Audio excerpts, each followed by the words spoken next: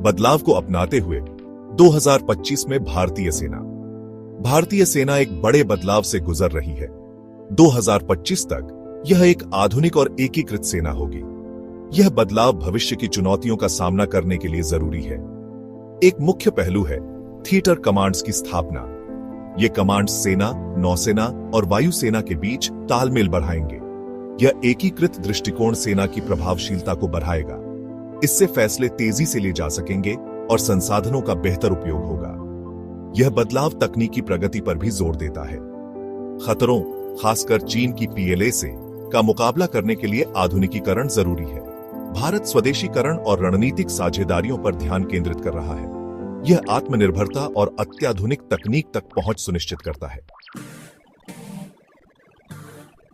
Theatre command सेना के बदलाव की नींव है।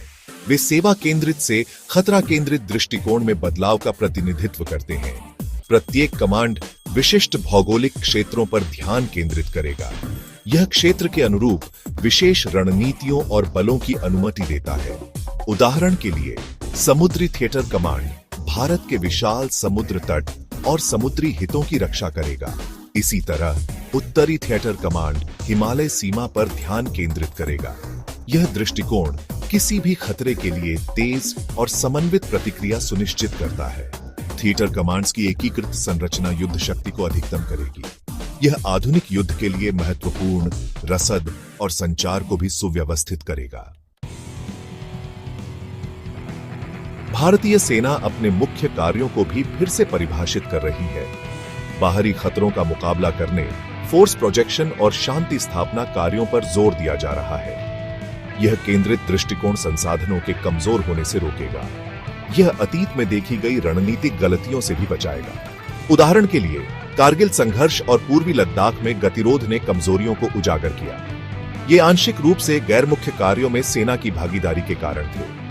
यह बदलाव प्राथमिक भूमिकाओं पर जोर देकर इसे ठीक करने का लक्ष्य रखता है। आतंकवाद विरोधी अभियान मुख्य रूप से केंद्रीय सशस्त्र पुलिस बलों या CAPF द्वारा संभाले जाएंगे। आपदा प्रबंधन NDMA जैसी विशेष एजेंसियों की जिम्मेदारी होगी। इस बदलाव के लिए सेना के भीतर मानसिकता में बदलाव की जरूरत है। बदलाव का विरोध हो सकता है, जो स्वाभाविक है।